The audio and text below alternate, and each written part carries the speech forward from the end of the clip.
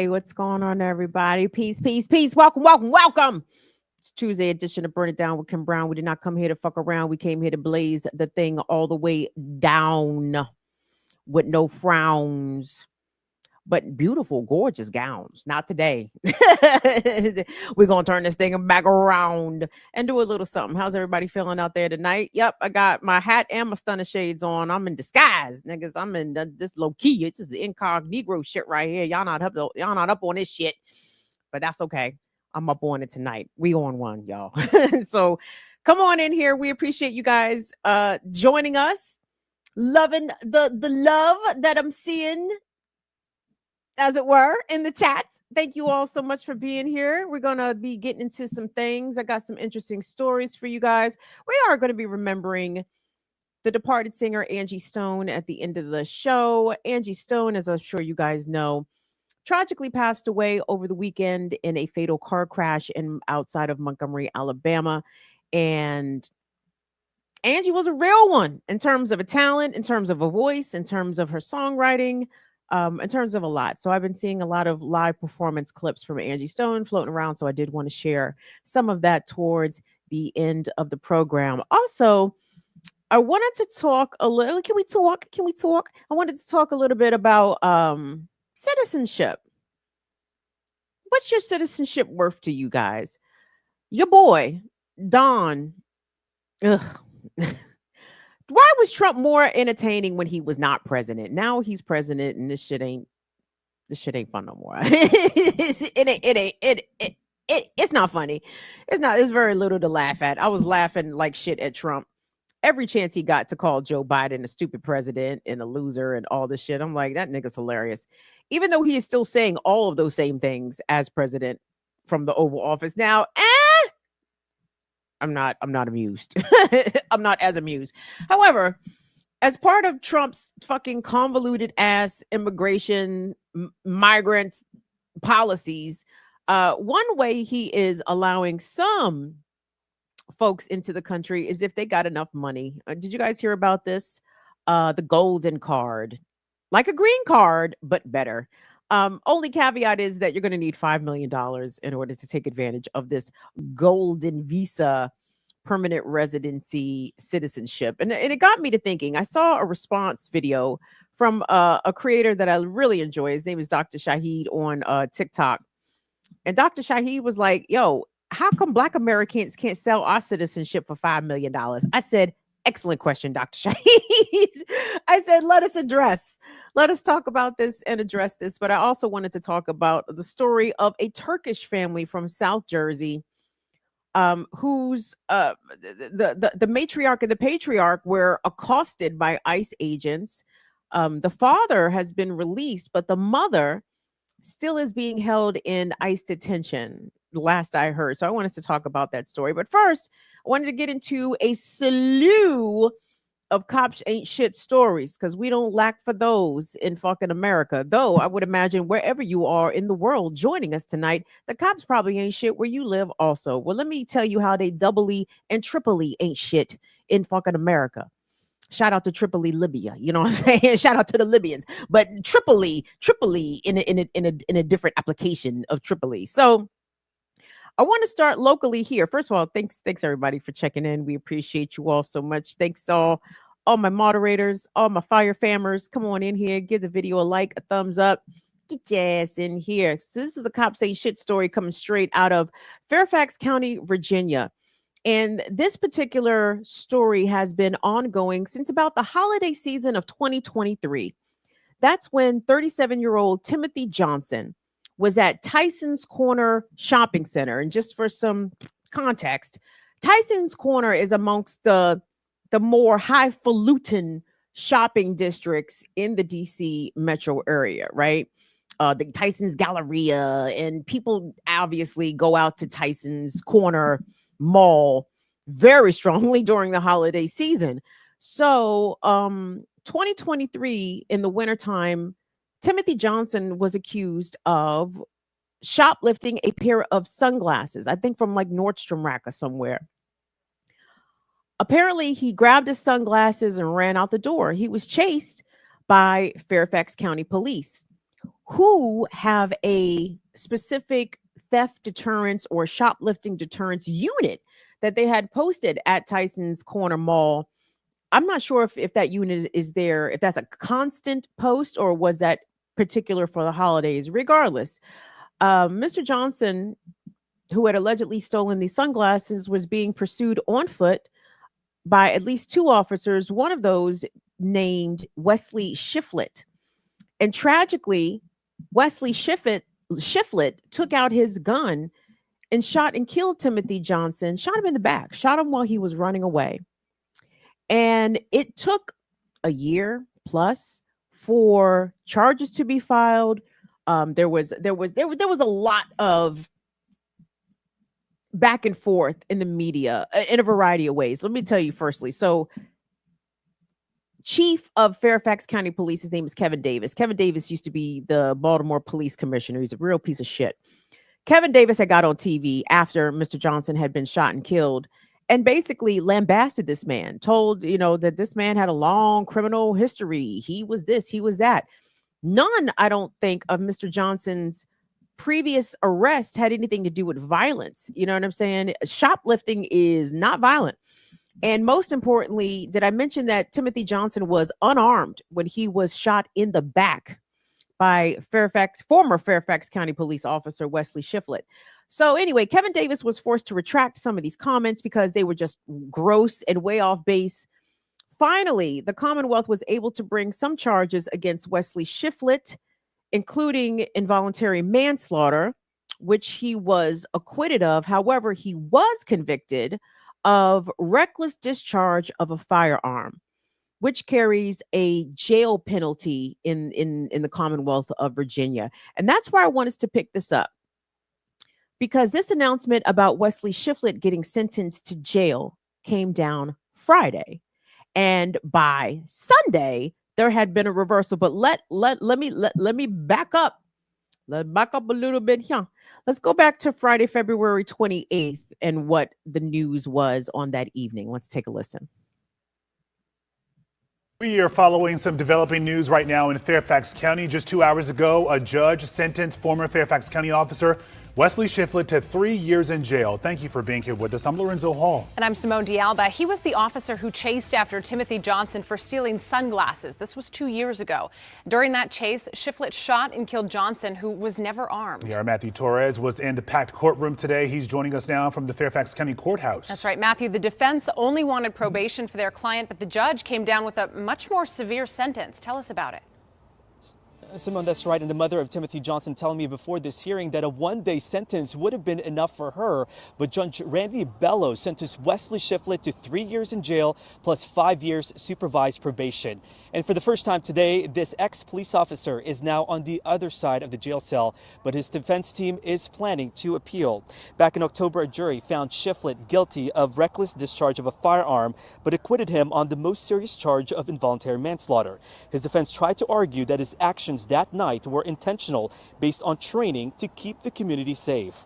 Shiflett testified how he feared for his life because he thought Timothy Johnson was going to pull out a gun as he was chasing him for stealing sunglasses. But Johnson was never armed. Defense attorney Caleb Kirshner says this will have a chilling effect on law enforcement. So basically the message is, if an officer follows his training and uses his firearm according to how he is trained, you still risk going to jail for years of your life. That is the message that's been sent.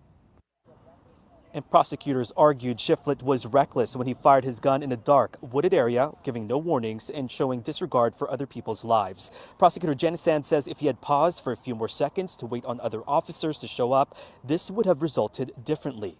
Johnson's family has always questioned the use of force. This is a victory for everyone, and I don't say victory in any kind of loose term because it will not bring our son back. But I do want to acknowledge that this is historical and unprecedented, and for that I am grateful. Shiflett today also expressed his condolences to the Johnson family through a statement and acknowledged the pain that they are still going through. Melissa Johnson saying that she forgives Shiflett and says she appreciates hearing from him for the first time today. Guys. We were anticipating a sentence somewhere between 1 to 5 years, Matthew, but to your point, now this officer's been sentenced to 3 years in prison. Appreciate your reporting on this for us tonight. Thank you. So there's that. That was Friday, February 28th. And to be clear, there was a lot of bullshit going on with this case. Number one, involuntary manslaughter is an insufficient charge, period, fucking point blank. I don't give a fuck if you thought he had a motherfucking bazooka in his pants. You don't get to shoot people running away from you in the back and they are unarmed and you've never seen a weapon. You never saw the flash of a gun muzzle. You never saw a knife protruding from Mr. Johnson's pocket. This fucking piece of shit cop opened fire on this man who was running into the woods with a pair of motherfucking $59.99 motherfucking sunglasses in his hand. Shot him in the back, shot him dead. Okay. Involuntary manslaughter. Where? That's second degree murder all fucking day. Okay. And the fact that the jury could not convict on involuntary manslaughter, I lay that again at the feet of the goddamn Commonwealth State's Attorney. Because how? Why? How is it that these piece of shit prosecutors are not getting convictions on these cops when they are literally gunning down people who are not in possession of any weapons, who are by and large unable to defend themselves? Again, Timothy Johnson running away from police when he was shot in the back because the cop thought that he had a fucking gun. Based off what? Based off nothing. Based off profiling. Based off racial animus and fear. And to be clear, the tables kept turning because number one, like I said, the reckless discharge of a firearm is what Timothy Shiflett was ultimately convicted on. As you heard, the judge there sentenced him to 3 years on Friday. Can you guys imagine? What happened by Sunday? Can you imagine? What happened Sunday? If you know, don't tell everybody. Go ahead, Will, run the package.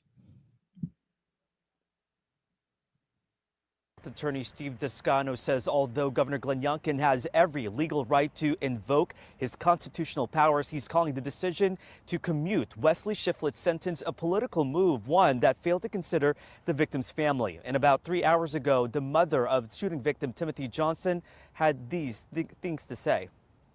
Governor Youngkin's actions by inserting himself this way were really not about safety of the police or safety of our community, but rather validating the rogue actions of a one Wesley Shiflett. Last Friday, former Fairfax County Police Sergeant Wesley Shiflett was sentenced to 3 years for the reckless discharge of a gun during a police chase outside Tyson's Corner Center 2 years ago. He was running after Timothy Johnson, who was suspected of stealing sunglasses, and shot him in the chest. Shiflett testified that he was following training and was scared for his life when he thought Johnson had a gun. But Johnson was never armed. Youngkin called his sentence unjust and harsher than the senior probation officer's recommendation to hand down 0 jail time. But prosecutors who argued that Shiflett carelessly used force questioned how Youngkin can make a decision so fast and why he is getting involved in this case. Youngkin's order also has the director of the group We Back Blue firing back tonight. And to have somebody who's 200 miles away, not listening, not paying attention in this case, come in like the hand of God out of nowhere and say, I don't like what that judge did, I'm going to do this, I think is absolutely wrong. To insinuate that the governor took 48 hours to read over something and issue a decision is an insult to the intelligence of our governor of Virginia, who's done a marvelous job here. Shiflett's defense attorney says that they are still planning to appeal this conviction of reckless discharge of a firearm. He also says that he was in touch with Youngkin's office prior to this conviction. And keep in mind, in October, the jury did acquit Shiflett of the most serious charge of involuntary manslaughter. As far as Steve Descano, his team, as well as Johnson's family, there's really not much else they can do. Guys. We saw the governor saying, citing that Shiflett had no prior criminal record as part of the reason that he made this decision. Matthew, thank you. Yeah, chilling effect all the way around. And we are getting more reaction to this. In just the last 20 minutes, we received a statement from the Fairfax chapter of the Virginia Police Benevolent Association about the commutation. It says in part, quote, "The governor's decision reflects the fundamental principles of fairness and justice. Sergeant Shiflett's exemplary service and dedication to public safety should have been taken into greater consideration." It goes on to say the court's sentencing went far beyond the established guidelines, and we are relieved to see this injustice corrected. That's the quote there. We here at WUSA 9 are going to put the full statement in this story on WUSA9.com. All right. There's a lot there, in case you weren't able to discern. But Virginia Governor Glenn Youngkin, less than 48 hours after a Fairfax County judge sentenced Wesley Shiflett to 3 years in prison that he absolutely deserved, within 48 hours, Virginia Governor Glenn Youngkin had commuted Shiflett's sentence, and he was immediately released. Barely served a day in jail for murdering an unarmed person, for shooting someone unarmed who was running away from him, shooting him in the back. And the Policeman Benevolence Association and the motherfucking We Back the Blue and all these bitch ass cop apologists talking about this is how justice is served. And let me explain something to you. Police officers should be held to a higher standard, not a lesser standard to the law, because it is police officers who are sworn to not only uphold the Constitution and the laws within their state, but they are supposed to abide by said laws. They are supposed to be well apprised of the law frontwards and backwards. So when police violate the law, and when they are more specifically convicted in a court of justice by a jury, no less, and sentenced by a judge, in fact, police should be held to a higher standard. They shouldn't be given a softer break. Oh, well, let's give him a break because he had an exemplary public service record. Well, if his fucking public service record was so goddamn exemplary, then this motherfucker should have had better sense to know that you don't shoot people who are running away from you in the back. And I'm sorry, this fucking lip dick excuse cops come up with, oh, I thought he had a gun, I was in fear for my life. You're a fucking soft as scrotum skin little bastard. You should not be walking a beat because you a punk. You scared. You too fucking shook to walk a beat. Yeah, you will chase after somebody accused of shoplifting so long as you can shoot them in the back. That is the only way you feel like a big man, because you got that gun. But there is nothing exemplary about maintaining and upholding public safety about a cop that's going to open fire in a public area on someone in the dark running away, and the person has not displayed a weapon, hasn't flashed a weapon, nothing. And all of this talk, again, from these cops, I thought he had a gun. Nigga, it's fucking America. Wake up. Everybody got fucking guns. Okay? And even like the whole presence of a gun shouldn't shock anybody. But Mr. Johnson was not in possession of a gun. He was completely unarmed. He didn't have anything. And I hate that it was involuntary manslaughter, which what the cop was charged and tragically acquitted of. And the reckless discharge of a firearm is a penny little charge, but it was one that the jury came back and ruled upon. So for Glenn Youngkin, the Republican governor, the lame duck governor, as it were, Glenn Youngkin, I'm sure, is still feeling a little bit of a way. Real quick about Glenn Youngkin. Glenn Youngkin is out of the Carlyle group, you know, that particular group of douchebags of these, you know, venture capitalists, investment, hedge fund, whatever the fucks. He's one of them. Okay, he comes out the Carlyle group. Glenn Youngkin himself was a tepid Trumper during Trump's first term. I think he was a little bit delayed on his endorsement of Trump this second go round. But Glenn Youngkin took a page out of Donald Trump's playbook by commuting the sentence of this killer cop. As you recall, mere hours, I believe, maybe 2 days after Donald Trump was sworn into his second term as president, he pardoned 2 killer DC cops, Terrence Sutton and the other one named Zabowski or some shit, who were convicted, Sutton was at least, of second-degree murder in connection of the death of Karan Hilton Brown. Trump pardoned both of those killer cops. Oh, fun fact. They reported this today, that both of those killer DC cops have been reinstated to their positions. It's not clear whether or not Sutton has been authorized to walk the streets again, but you could see these killer DC cops, at least they're still receiving paychecks from Metropolitan Police. So that, of course, that's always reassuring that the first cops ever to be convicted of murdering someone in the line of duty in the streets of Washington, D.C., are now back on the force. Isn't that nice? With fresh pardons tucked in their pockets. And Glenn Youngkin was trying to emulate Donald Trump's actions on that to a T. And that's why you have to burn this whole fucking country to the fucking to its cinders, to its fucking embers, down to the ashes, down to the roots. Because there's nothing good or progressive or moral or upstanding that is coming out of this fucking dumpster fire of a nation and its dystopic and backwards ass views of morality. There is nothing fair and just about exonerating a police officer who murdered a person in cold blood. And when we emphasize that Mr. Johnson was shot in the back, I mean, that means something, guys. Y'all ever watch the old westerns with your mamas or your Grammys and your granddaddies? They watching fucking Gunsmoke and Cheyenne and all that shit. And there was something extremely cowardly, yellow, about a man willing to shoot another man in the back, right?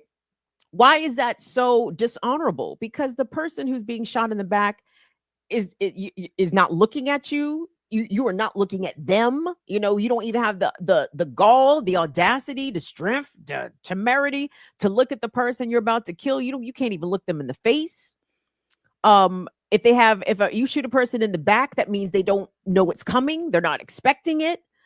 There's a lot wrong with murdering somebody by putting bullets in their back while they're trying to get away. And that kind of behavior in America, especially when done by white cops against Black victims, is always rewarded. It's very rarely punished. And if we've ever seen punishments for it, I promise you they've been in the past 20 or 30 years. For the majority, I mean like 98% of America's existence, it was not against the law to murder Black people, to murder Indigenous people, to rape women, to beat women. I guess it was against the law for Black men to rape white women, but, the white men could, have their way with the white men, whatever. So I'm not shocked at a lack of conviction here, but I just want us to reiterate that America was doing this, was letting white cops off for murdering unarmed Black people for this. America has been doing this during Trump, before Trump, and they will be doing it after Trump because the entire country is rotten. America, the United States, rather, let me fix my phrasing. The United States has no concept of what is right, righteous, just, justice, legitimate, illegitimate, right? Can you imagine the audacity of an administration trying to tell others, trying to come to this country that they have to do it the right way on stolen fucking land? America is at the border defending stolen land with 10,000 troops. The shit, you can't make this up. You can't make this up. And I don't know how much of the United States we ought to be fighting to preserve. I understand that many people are deeply freaked out. The so-called unraveling of the federal government, the unraveling of the country, the unraveling of democracy. And again, for non-Black folks who are coming to these epiphanies, it's never been so for us. I don't lament the falling down of America. I lament what it means for people I know and love, what it could mean potentially. That's why I want us to emphasize a quick reminder on this Saturday's Around the Fire Disability Support Sesh. Sister Abby is going to lead us all in some prepping and some gardening tips. Okay. Yeah, I know that the gardening sounds so exciting, right? And truly I am excited by it. Because y'all, the shit is getting real. You understand? So we have to be able to understand how to prepare and survive ourselves. We have to prepare ourselves, our friends, our family, our immediate community, how to survive. I can't fucking worry about whether or not America goddamn survives. Fuck this shit. Fuck the United States. I can't be worried about if fucking Elon and Trump gonna capsize the United States. Good. Maybe it needs to be capsized. And yes, because they're at the head of it, the shit's going to be ugly. And we're going to see a lot more of this. Though, when I say a lot more of this, a lot more of exonerations of killer cops, especially when it comes to there being Black victims, non-white victims, no question. But for us, for our ancestors, for our generations that have been on this soil for hundreds of years, in my case, personally, just speak for me, myself personally, my people have been in this fucking country 1700s, right? Long time. Like, I'm not new here. I ain't just get here. You know what I'm saying? We've been here. And that status, that structure of Black people on the bottom, indigenous people on the bottom, white people on the top, police state having the ability to do what to us, what they will, with no consequences or punishment for them, or minimal, if at all. That is the standard operating procedure of the United States. And it's not something that I believe can be changed. I believe it can be burned down and we can make it anew. But if we're trying to hope that the justice system as it exists now in the United States is going to be the one to bring to heal these fucking murderous ass police, that's not going to happen. The next iteration of whatever Turtle Island turns out to be next, maybe. But this shit right here, not right now. Not right now. Whoops, sorry. Let me get to my doc. I see the chat is moving a bit here. Y'all stay with me right here. Give the video a like, a thumbs up, subscribe to the channel if you have not already subscribed. Because cops ain't shit and they been ain't shitting. and let's see where they ain't shit next. Let me get to my document here. Because we were in Fairfax, Northern Virginia, keeping it local. Now, actually, I want us to go to South Florida. Because here how cops ain't shit and how they continue to fail women who are coming to police in search of protection from violent domestic partners. Okay. February, I want to say 18th. So this was just a couple of weeks ago. February 18th down in South Florida. I want to say this is Broward County. And the Broward County Sheriff is under fire for this particular case. Will, can you pull up the article for me, please, from NBC 6 News out of Miami?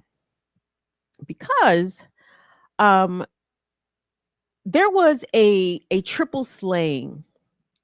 A man who had been separated from his wife, who had 2 protective orders sworn out against him, showed up unannounced to her home, shot and killed her father.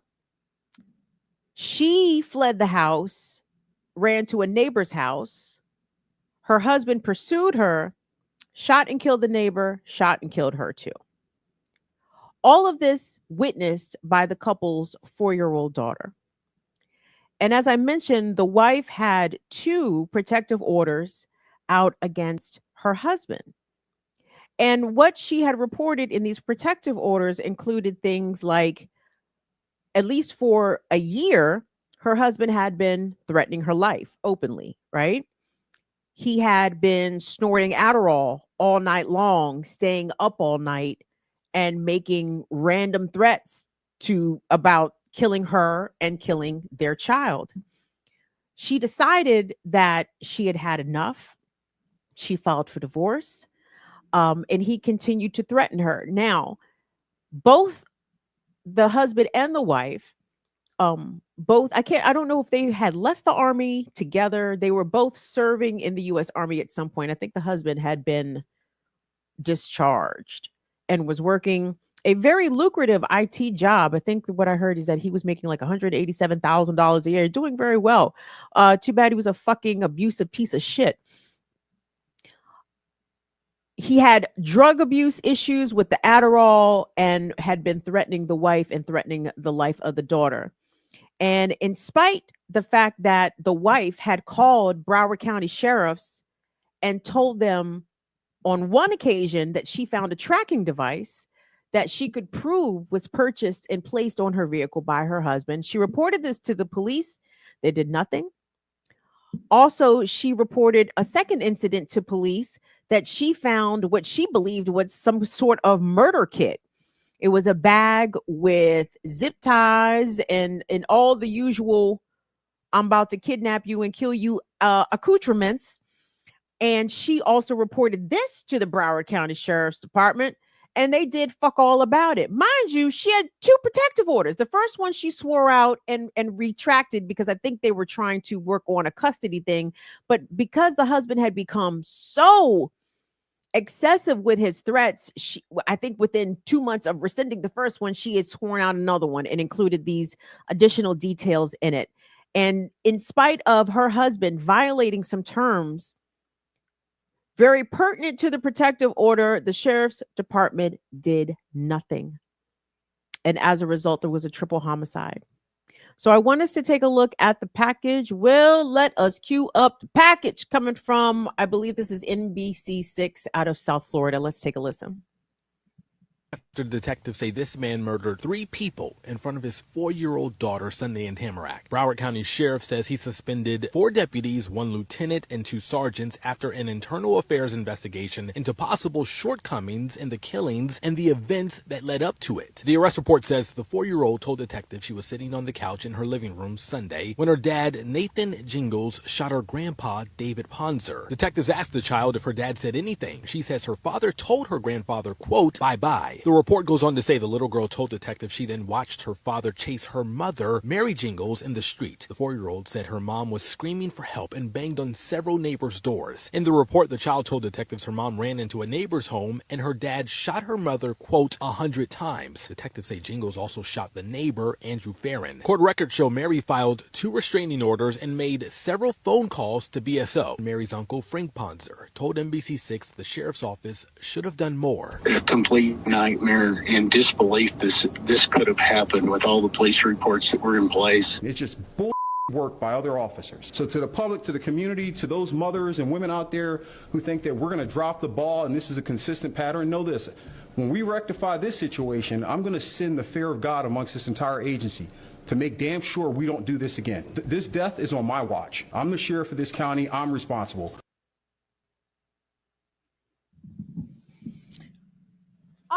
Kids, I know that was a lot of tough talk there from Sheriff so-and-so. I do not know that nigga's name. Do not care to. Do y'all believe him?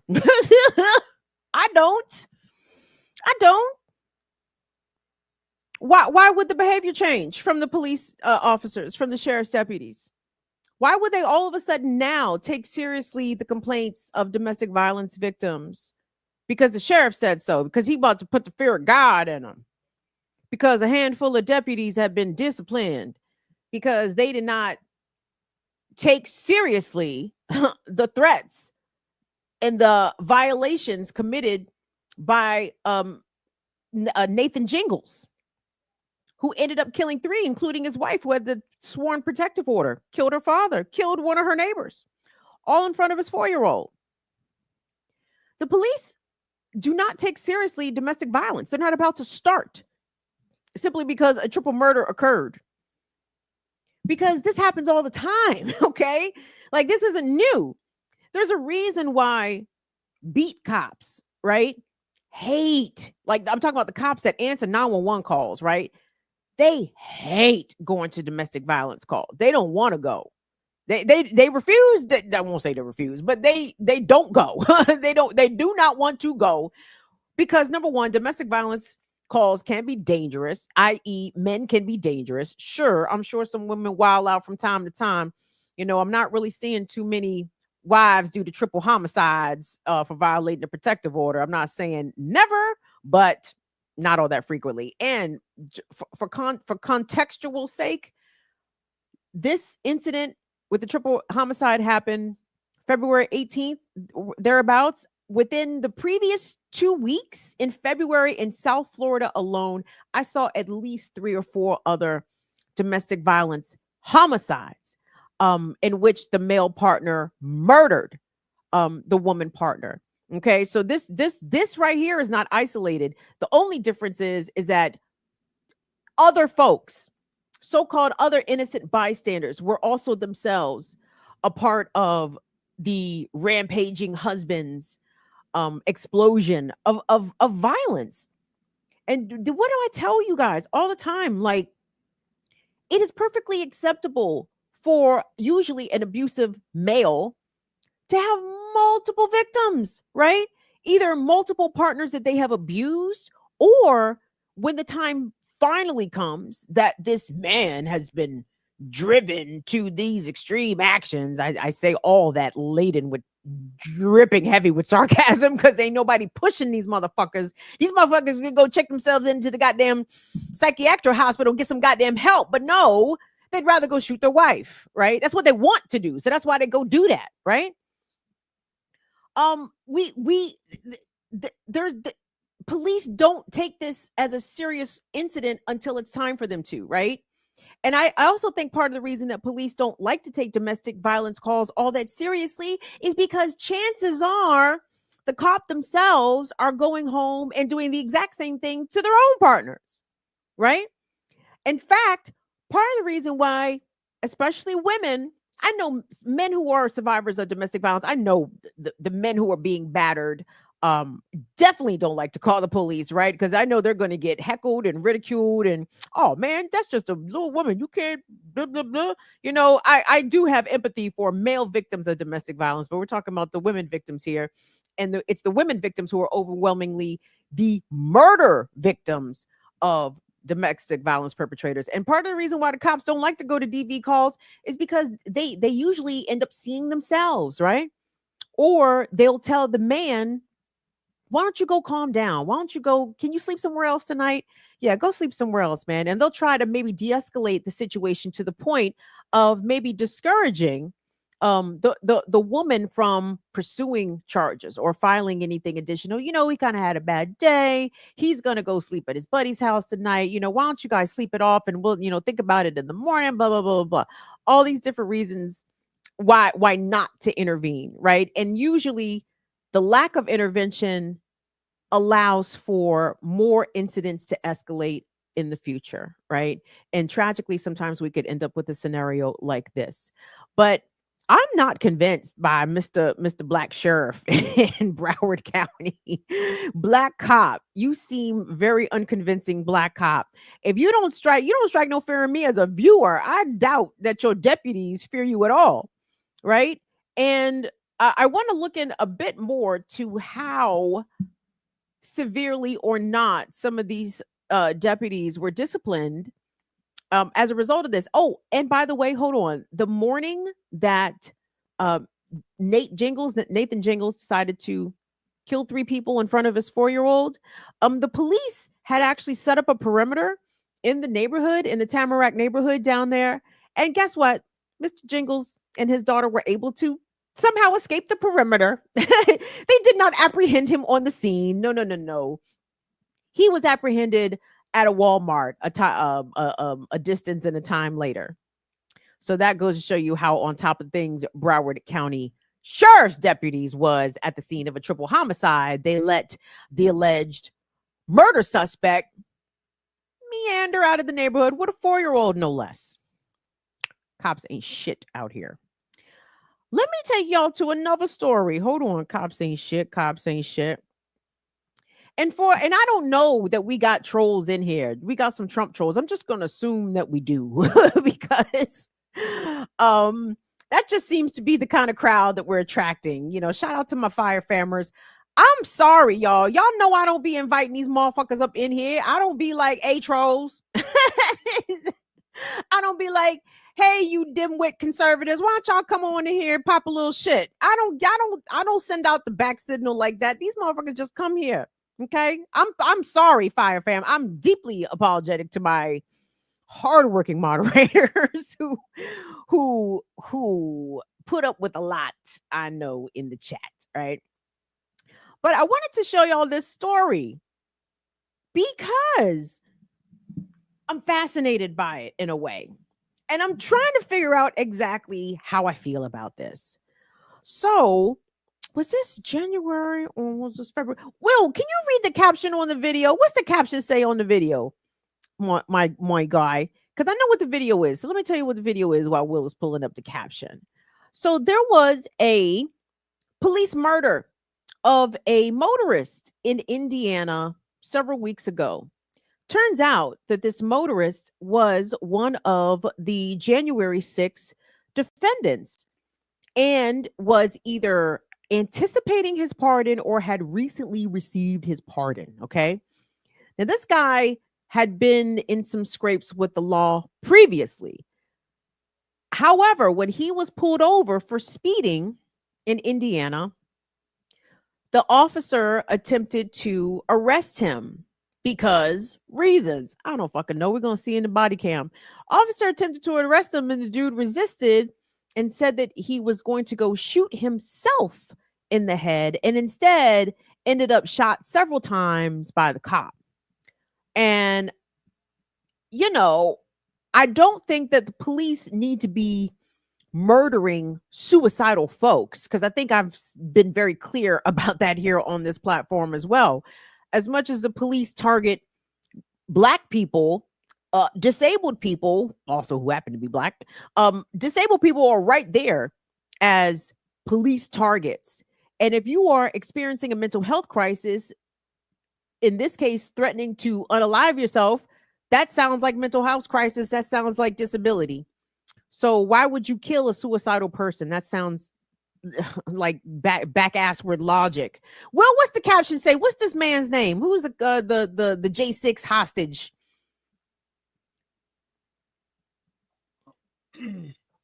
So doesn't give the name, but 1/26/25 was the date of the actual thing, and I'm looking for the name. He's an Indiana dude.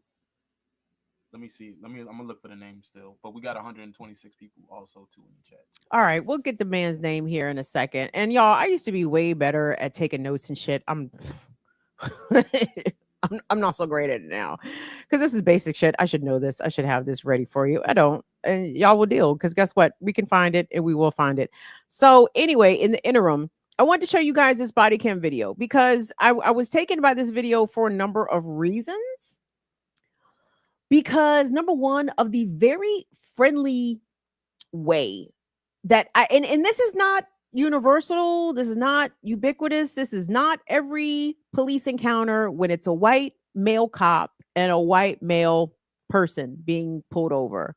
It's not always jovial and friendly, but in the ways that it is jovial and friendly, it's like, I don't know if I've had this kind of interaction with cops before for getting pulled over. And not to say all cops are assholes, but but anyway, I was just kind of struck at the very, hey buddy, kind of, hey buddy tone and demeanor that, it seems like the repertoire that the white men's have amongst themselves, and how sometimes when Black motorists are pulled over, it's a lot of hostility, license, registration, insurance.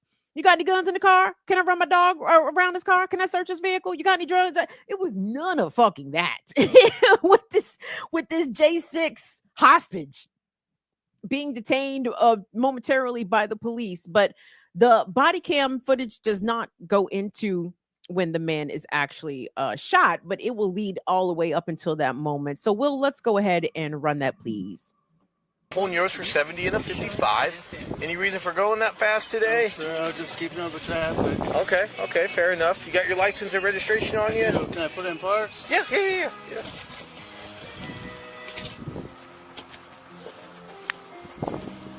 Where are you coming from today? Church and my mom's cemetery. Okay. I just want to let you know that I'm a January 6th defendant. What do you mean? I stormed the Capitol. I'm waiting on my pardon. Really? Yeah, and I can't really afford to get in any trouble right now. Okay, I understand. Okay, I am driving without a license right now. Okay, so why are you doing that then? Well, I have to. I've been waiting for my hardship license. I just moved back from Idaho. Okay. And I had to move back here because my federal case. Okay. So I'm just in the middle of everything right now. So with your federal case, why would you have to move back to Indiana? Well, I had pending traffic violations, and I had to live in Indiana in order to qualify for the hardship license, but they didn't tell me that until I got my federal case, so I moved back to get my license. Okay, so today you're getting off with a verbal warning for the speed. However, you're a habitual traffic violator. I know. Which means that you are at a felony status for driving while suspended. So today you are going to come with me. Well, I can't. You're going to have to, okay? You're going to come with me today, all right? No, I can't go to jail for this, sir. You're going to have to come. Can I get a ride? No. Are you sure? I'll violate my... Just listen to me, okay?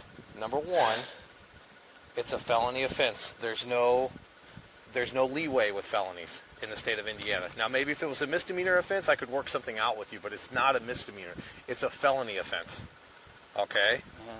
So that's why I can't work with you today with it, okay? I understand your circumstances, but you understand that you can't drive, okay? So your driving has resulted into this situation, okay? Now, what I'm going to do, all right, is I'm going to put your information right here for a sec. I want you to turn around and put your hands on. Don't you do it, buddy. No. I'm shooting myself. No.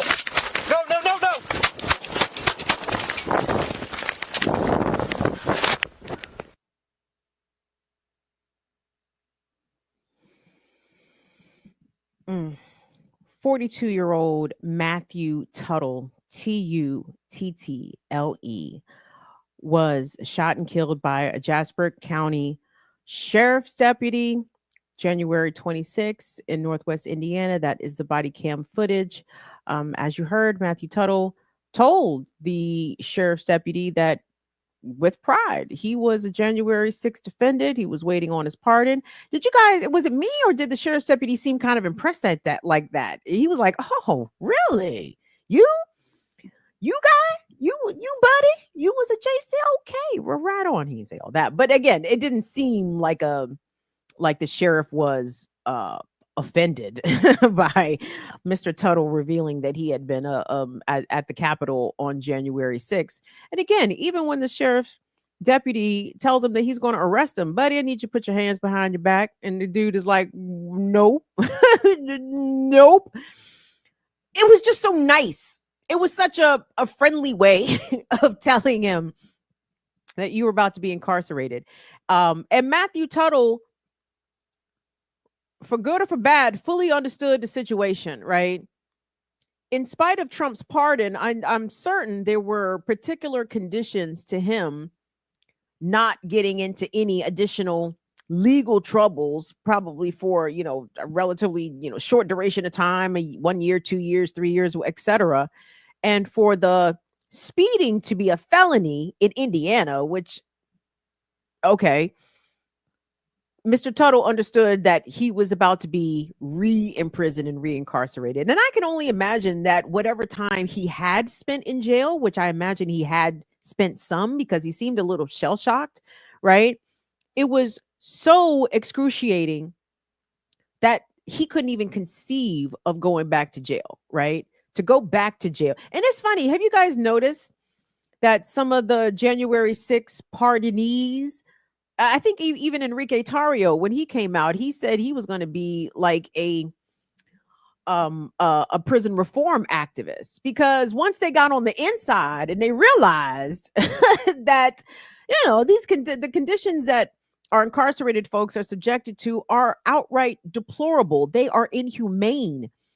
No matter what you may think or what high or low regard you may hold criminals to be in, people deserve clean fucking water.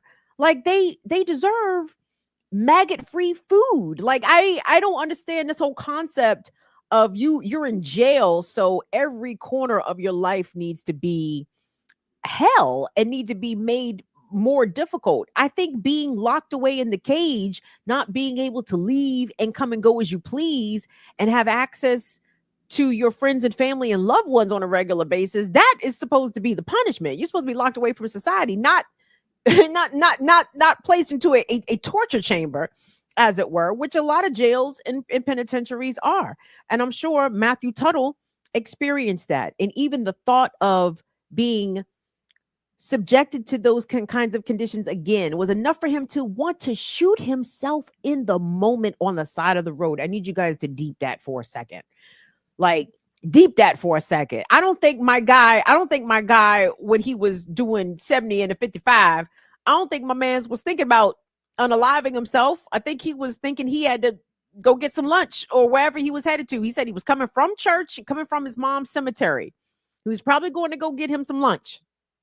He was not thinking about unaliving himself until he had that encounter with that cop who threatened his freedom again. And that thought was too much for him to handle. But what I don't understand, and I guess I'm trying to I hate being empathetic and empathic and putting myself in other people's shoes, even the stupid cops' shoes. But I'm trying to put myself in everybody's shoes. I'm putting myself in the cop's shoes. Okay, you see this guy with a gun.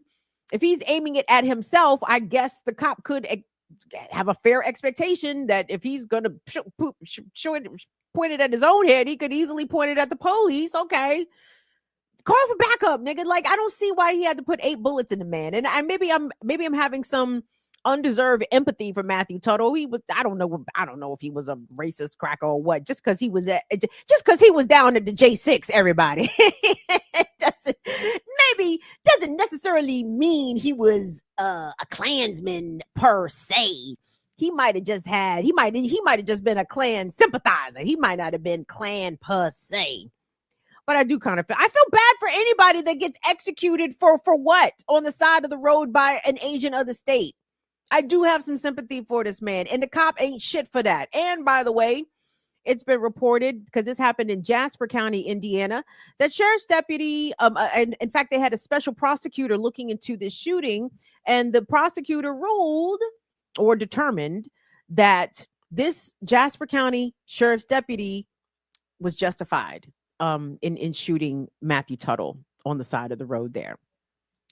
But where are the J6 hostages? Where is Trump? Where is justice for Matthew Tuttle out here? And that to me helps to further highlight and underscore the hypocrisy, the tomfoolery of Trump's whole notion of being persecuted by the federal government and the folks who were at the U.S. Capitol being labeled as hostages, right?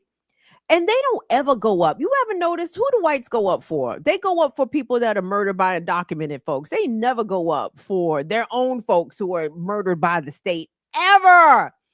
That's why they're so phony and fake. It's why I can't stand them. Because they will pay attention to every or any instance of any person with a Hispanic name. Let me not even say undocumented, because sometimes some perpetrators be whole ass American citizens with Latino names and have committed a crime against somebody that the conservative media sphere finds a soft spot for, and all of a sudden it's the blacks, the Hispanics, the undocumented. Look at all these criminals. But when it comes to agents of the state murdering folks on their side, they don't never say shit about that shit. Ain't never no fucking rally. Maybe they went up for that for the bitch that got shot on J6. What was that bitch name? Ashley. Babbitt, what was her name? They went up for her a little bit. And the only reason they went up for her is because it was a black man that shot her. Let it have been another cracker. They wouldn't have said a goddamn thing. And it's just so phony. It's disingenuous. It's almost laughable. The levels of acceptance of normalized state violence that the conservatives will allow even against their own. And then they will finger wag and condemn black people, Black Lives Matter. Y'all not doing it. Y'all protesting the wrong way. This ain't the way. This ain't the way. Oh, what way is it? We should go up in the Capitol and smear shit on the walls. Is that the right way? That's what Trump said, the right way. Anyway, Matthew Tuttle, y'all, J6 hostage, unalive by the pigs, and his folks don't give a shit. Let me take a break. Bags, get in here.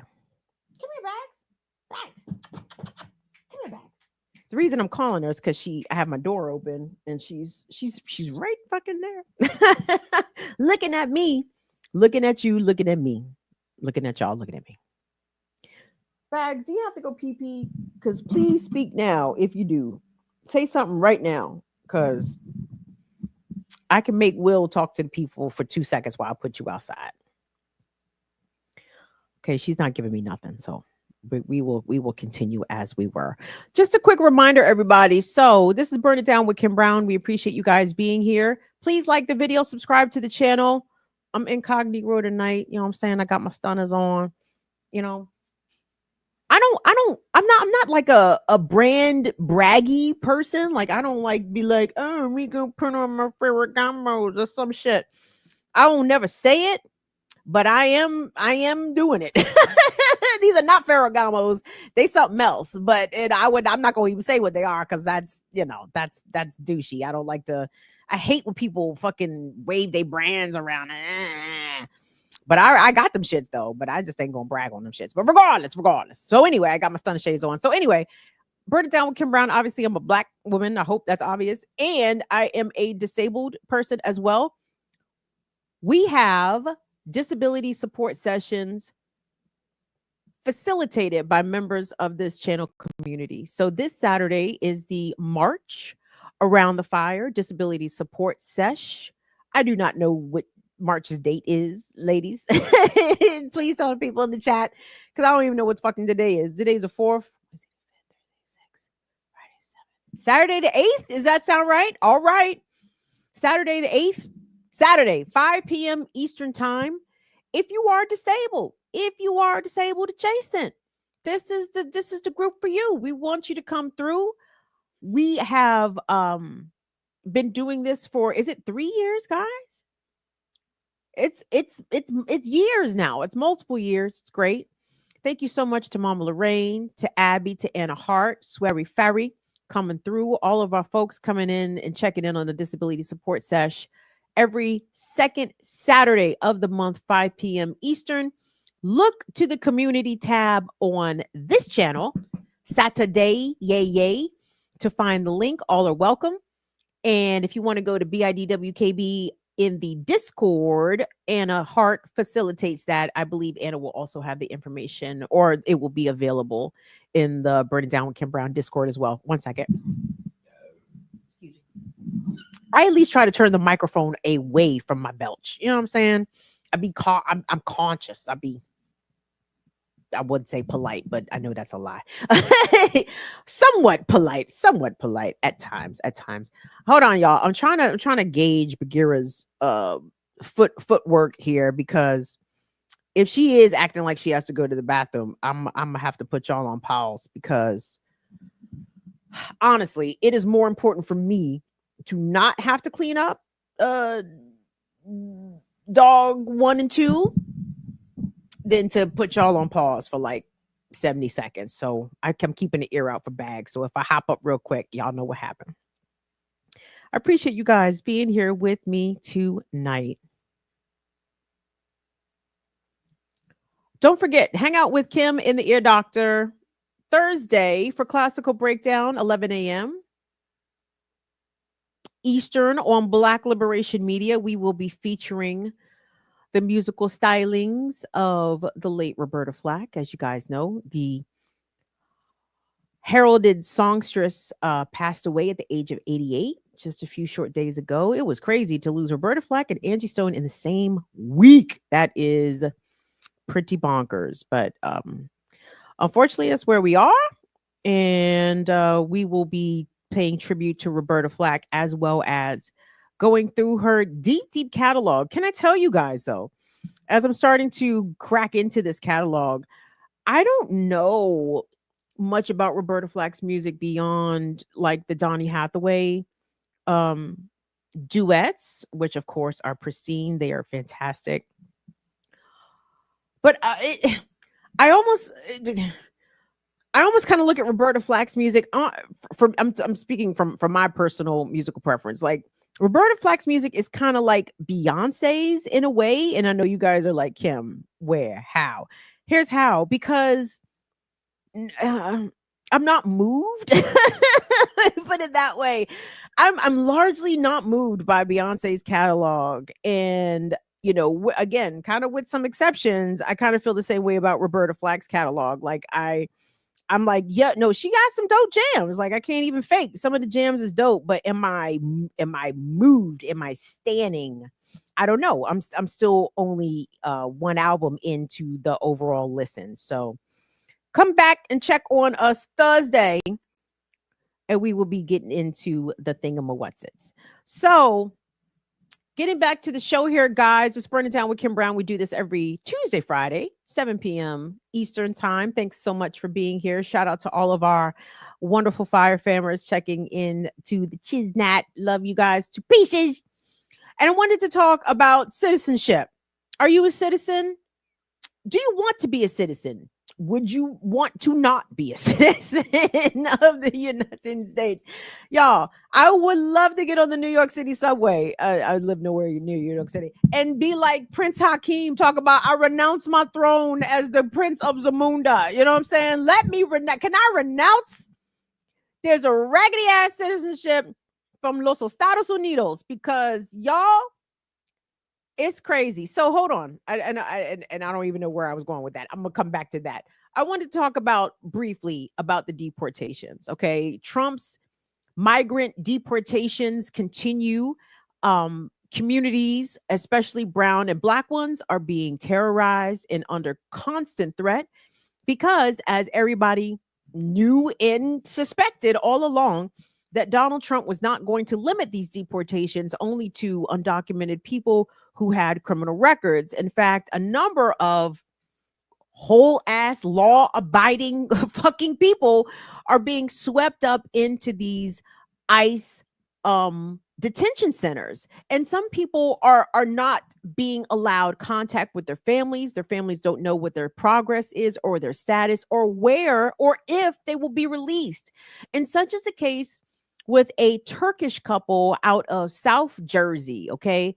The owners and proprietors of an eating establishment called Jersey Kebab found themselves in the midst of an ICE raid where the ICE officers came in with, I think, big ass guns, like M16s and shit, pointing them at people working on the goddamn grill. You know what I'm saying? This is a carry out. This is a restaurant. They serve kebabs. They serve gyros and stuff. Gyros and fries.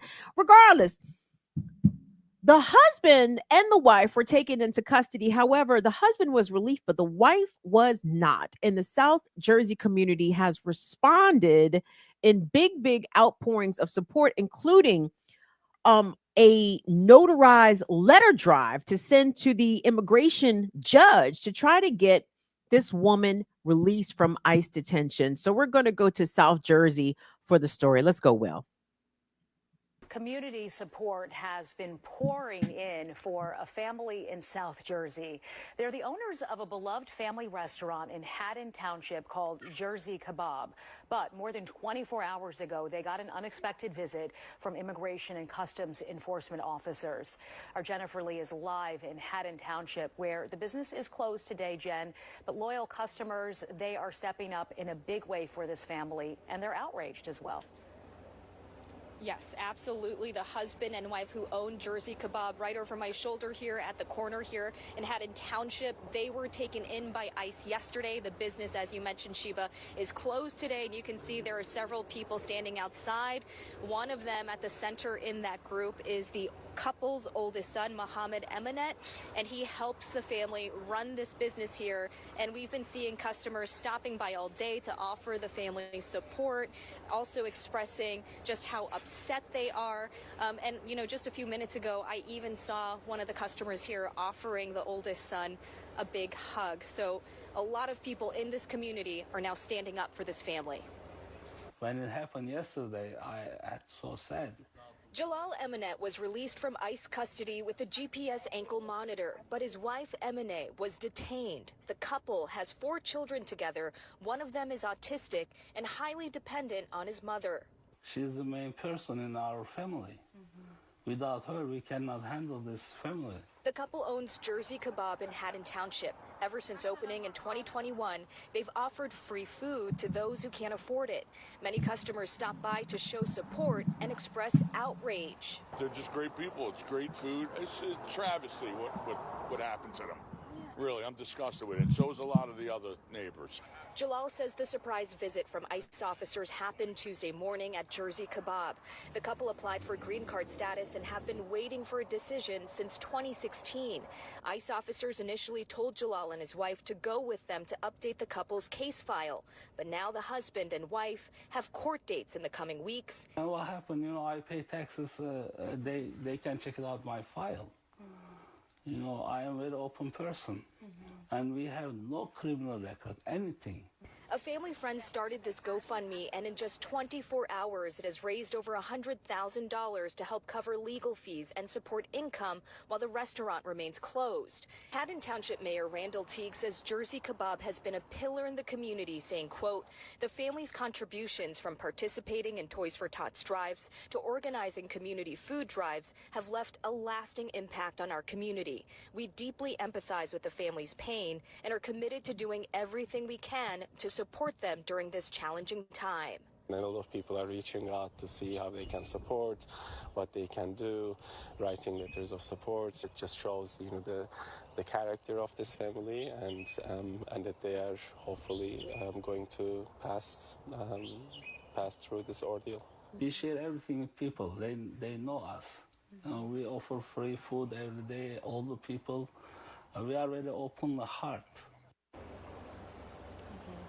And we've reached out to ICE. We've also reached out to U.S. Immigration, Citizenship and Immigration Services, and also Congressman Donald Norcross's office, who say they're in direct touch with the family and have also reached out to the appropriate federal agencies. Now, Jalal says that his wife, Emine, is being held at the Elizabeth Detention Facility right now, and they have not heard from her since the incident yesterday. So they are just heartbroken over everything that is happening here. And we did interview the oldest son, Mohammed, who is standing outside the family business that is closed, and we'll have that interview coming up later tonight on Fox 29. Sheba? All right, Jennifer, thank you for bringing us this story from Haddon Township, New Jersey. For those that are familiar with New Jersey, of which I am kind of loosely familiar, but Haddon Township is in South Jersey. Elizabeth is in North Jersey. What Jersey folks, what's that? 2-hour drive? Hour and a half? I'm thinking like 2 hours though, right? You're going to move this woman 2 hours away from her family? And for what? Because she's fucking Turkish? Because, I mean, the audacity of this administration, and not just because Biden, I don't know if Biden was doing these kinds of sweeps and raids, but I wouldn't put it past them. But for a couple that's been here knocking on, 20 years, have been green card holders or at least green card applicants for almost 10 years. What is the point? What is the whole modus operandi? What is the point of coming to their establishment where they pay taxes, since that's like the barometer of like, should you be allowed to be here? Do you pay taxes? Well, they do pay taxes. So why are we coming to their establishment? Why is ICE going to their business, their food establishment, with big guns? And misleading them. Oh, we just need you to come with us to update your paperwork. Psych. Y'all are being held, in some cases indefinitely. And there's some things there. I mean, I have tremendous empathy for the family, though it does seem as though they are very dependent on the mother, which I'm sure is the case in a lot of households. But goddamn, like mama ain't there, so can't no food get cooked. they said they're not opening a restaurant. They said the one child has got autism and depends heavily on his mother. Damn, what? She taking care of the autistic child and on the grill? Goddamn. And if she not there, ain't no kebabs getting served. God damn, this lady is working too hard. And trust me, I don't want her to be in ICE detention at all, but it definitely sounded as though she needed a vacation, though not coming in the form of ICE detention. But my point is, she seems to be heavily dependent upon, as all of these folks are that are getting corralled and apprehended and detained and deported by ICE and the Trump administration. Yeah, someone in their family, people in their community obviously rely and depend upon them. I was very encouraged to see the Jersey folks, South Jersey, coming out, and I've seen subsequent stories, Black folks, white folks, other brown folks coming out. They had a whole notarized letter writing campaign in support of this woman, in support of her release. I will keep y'all updated. Hopefully she will be released. But when you have the Trump administration lying and saying that they're only targeting criminals, and these people are obviously not criminals, I would dare venture to say the majority of the people targeted by ICE also themselves not criminals. And let me be clear, for all you punk motherfuckers that seem to think that simply existing in America, stepping 1 foot across the American border and not having the proper papers to do so thereby begets a crime. Y'all are some stupid shits, okay? The earth, let's talk about the earth. Because when the earth was formed, wasn't no goddamn boundaries. Wasn't no boundaries laid down to delineate countries from continents, none of that shit. We were all humans allowed to traverse the earth and settle where we saw fit, where we felt the conditions were best suited for us and ours. And this whole colonial notion that papers please, you cannot be existing on this side of the latitude of the latitude unless you have the proper papers. That is such big fucking white folks energy. That is giant colonialism energy, and I hate it. We need to abolish all the borders. I don't subscribe to borders on planet Earth. You know what I'm saying? If we deporting undocumented fuckers who are on the U.S. dole, please start with Elon goddamn Musk. I am so confused at the folks that are rooting for the deportation of undocumented folks and not simultaneously calling for the deportation of fucking Elon Musk. And all these dumbass conservative crackers are just so content to have Elon, the genius, overseeing governmental efficiency. If Elon really gave a fuck about governmental efficiency, he would cancel his own fucking contracts that the government has with Tesla and SpaceX and save the government many hundreds of billions of dollars. But of course, he won't be doing that now, will he? Why? Because all of this Doge shit is an opportunity to self-deal and to grift and to posture and puff up about what this undocumented migrant. Does Elon have proper papers to be here? Has anyone asked that? Does Elon have security clearance? Does Elon have FBI background checks? Does he have any of this shit? Do any of these fucking Trumpers give a fuck? I mean, if Elon can go through your shit, why can't Julio? If fucking Elon can have the keys to the Social Security Administration databases, why the fuck Julio can't roof in goddamn peace? How come Julio can't support his family working? I don't even give a fuck. Let me calm down. Let me chill out. So there's that. There's citizenship for you, right? The Turkish couple has to do it the right way, lest they be apprehended at their job, on the job, by guns and be placed into holding cells and be incarcerated, be put in jail, basically, right? Because they haven't done it the right way, despite filing all their papers, despite going to all their court appearances, despite paying taxes. They're not doing it the right way. Fuck all that shit. Citizenship. Trump says, however, if you got the bread, doors wide open. Yeah, all that give me your tired, your poor, huddled masses yearning to be free. You know, the thing that's inscribed at the foot of the Statue of Liberty. Yeah, all that's bullshit. They closed the door. They're closing the doors on the poors, okay? After 150 plus years, no, where were we at? Let's say 125 years. No, let's maybe 150. When did the euros really start coming here? I'm talking about the post-colonial euros, like the pre-Ellis Island euros, Ellis Island, and then post-Ellis Island euros. They started coming, what, 1880s, 1900s, 1910s, 1920s. Yep. That's when all them boats started coming in, right? Guess what? Every one of them motherfuckers that Henry Louis Gates features on Finding Your Roots, did you know? Sister Joy Behar, did you know that your ancestor Pietro came from Italy with $5 in his pocket, just $5. Like, this is such a contention of pride for folks, especially the celebrity class on Finding Your Roots, when they discover, or when Henry Louis Gates reveals to them how poor their ancestors were coming over here. He only had $2 in his pocket, $12 in his pocket, and every one of the guests are like, wow. That's amazing. It's incredible. How did they manage to do? How did they manage to survive? How?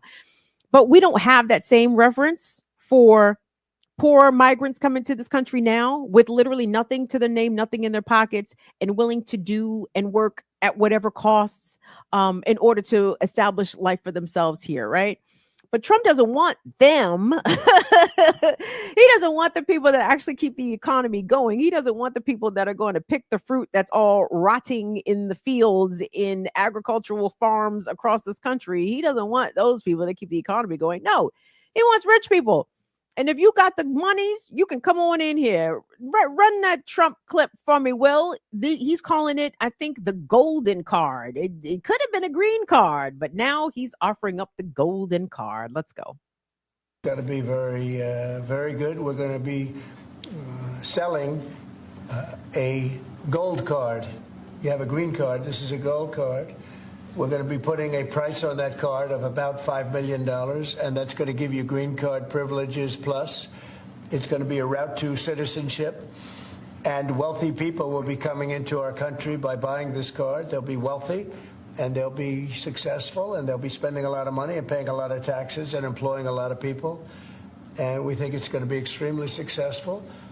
Never been done before or anything like this, but it's something that we're going to be putting out over the next, would you say 2 weeks, Howard? Do you want to say a couple of words about it? Russian oligarch be eligible for a gold card? Yeah, possibly. Hey, I know some Russian oligarchs that are very nice people. It's possible. They're not quite as wealthy as they used to be. They're not as wealthy as they used to be. I think they can afford $5 million. No, a lot of people are going to want to. A lot of people are going to want to be in this country, and they'll be able to work and provide jobs and build companies and pay taxes. All of those things. It's an incredible thing. I mean, this is the group that is the first to hear it. Nobody's heard about it. Nobody ever thought about it, but we've been thinking about it very, very strongly over the last week.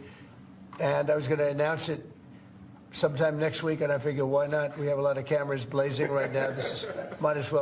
We might as well do it now. We'll have Caroline announce it the next time. You know, it's interesting that Trump has campaigned and now has governed on targeting and attacking what I would call some of the most important people working and living amongst us, right? The undocumented migrants who literally do essential work, food service, construction, agriculture, a myriad of things, right? Essential work. Like the economy doesn't happen if these people don't provide this work. But instead, he would rather welcome with open arms, encourage with open arms, people who usually are a drain on the economy, right? Rich, the rich folks, who usually don't pay taxes, right?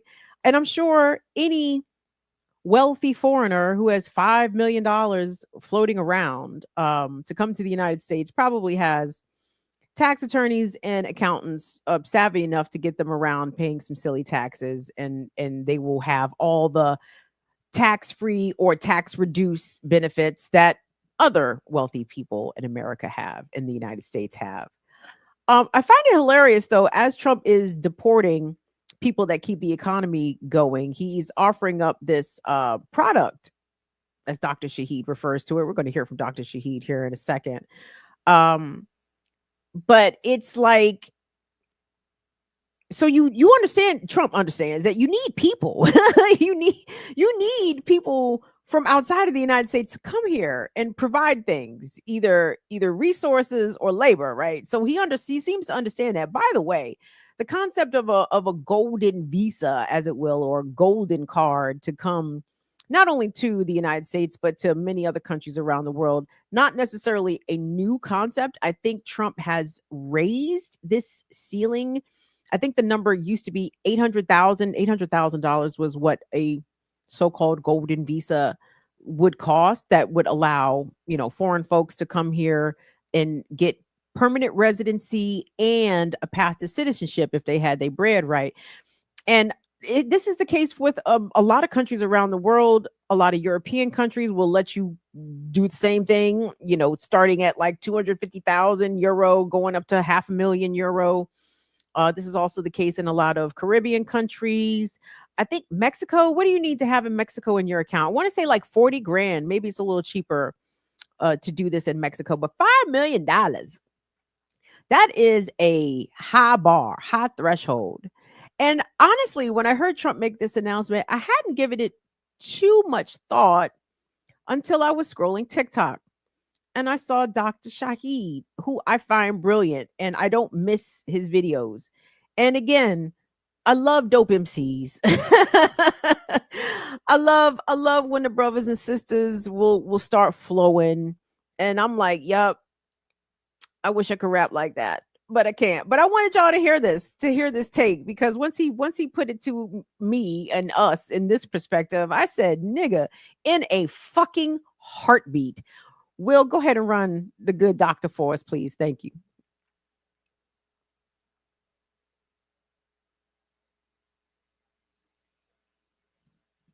Hold on 1 second.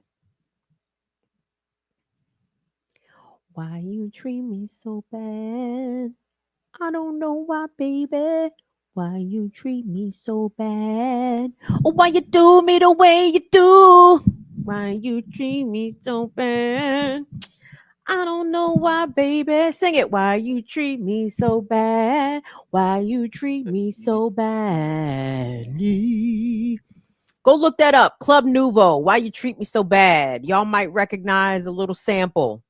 You might recognize a little sample right there. You got it, Will? No, it's saying video is unavailable. When did we discover the video was unavailable? Just now. Wonderful. Excellent. Thank you. I love that I did that whole setup to find out ain't no video. That's so cool. So part of the point that Dr. Shaheed made is that $5 million for U.S. citizenship. Wouldn't it be awesome if Black Americans could sell our citizenship for $5 million? Because as Dr. Shaheed pointed out, there is no way in the fucking world that as Black people living in the United States, we have reaped $5 million worth of value from our citizenship, which is in effect worthless, right? Like, I understand why folks come to this country, they seek citizenship, they want to be patriotic Americans, blah, blah, blah. Well, we was born with the citizenship, though Trump may try to snatch it from us at any day.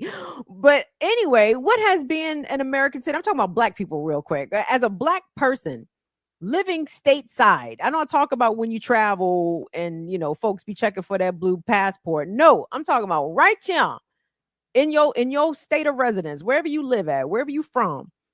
How is being a black citizen of the United States, has it benefited you? Have you benefited financially in any way? If so, has it been to the tune of $5 million? And if not, would you sell or relinquish your citizenship for $5 million? And my answer was in a motherfucking second. In a second. And Dr. Shahid, God damn, I wish we had the video. God damn it. He was making some brilliant points because he even suggested that what if all Black Americans could sell their citizenship for $5 million per, and we all went to a Black island like DR, or we went to Haiti, or we went to Jamaica. He was talking about this could potentially be trillions of dollars being able to be raised or created, wealth created. If America got willing to put up, or anybody's willing to put up $5 million for U.S. citizenship, baby, I know 40 million people right here who would be down to take you up on that offer, and we would take our 5 million per and get the fuck out of Dodge. I hope we would anyway. You can't stick around here with that kind of shit. But anyway, so that's too bad that we're on the video. But anyway, guys, I'm going to close this out here. I'm ready to stop talking now. I wanted to mention, of course, the passing of neo soul singer, hip hop really legend. Come to find out the depth of what Angie Stone has contributed to Black music culture. Part of the Sequins in the late 70s, early 80s. She was from Columbia, South Carolina, I think, or from South Carolina. Became part of the first rap woman group to ever record an album with Funk You Right On Up. We're gonna funk you right on up. We're gonna funk you right on up. Angie Stone also was part of a group called Vertical Hold. You guys might remember the song if you're of a certain age. It goes, seems you're much too busy these days, and I can't stand it. Seems you're much too busy for me, and I can't handle it.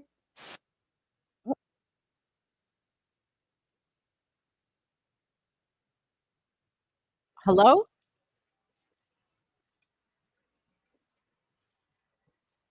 Yeah.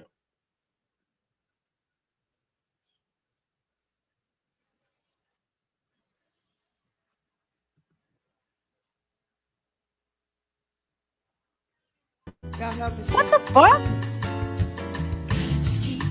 What is going on?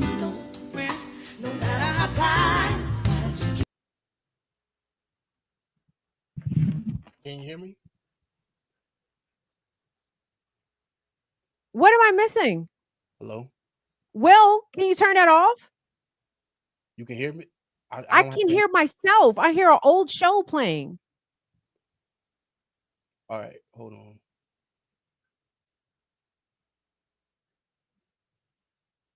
What just happened?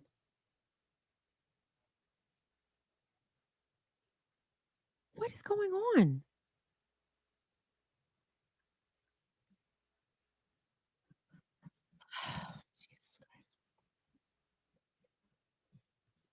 I don't hear that on our end.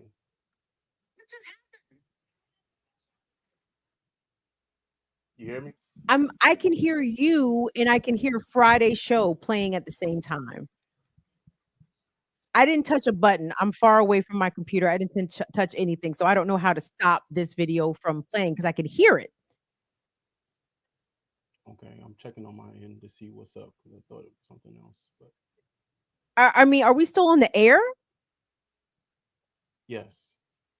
Okay, so is there chat? Can you guys hear my Friday show also playing at the same time? Because I literally can't talk over myself. Like, this is too distracting. Do you not hear that, Will? No. Yipper says no. Red Sea says no. Okay, I'm gonna pretend as though I can't hear myself talking about monarch butterflies and other things. So anyway, I wanted to just I don't know. I'm sorry. I'm too distracted, guys. Well, let's go ahead and end it. Y'all, I'll see y'all back here Friday. Turn in Black Liberation Media on Thursday, and I'll see y'all later. Deuces.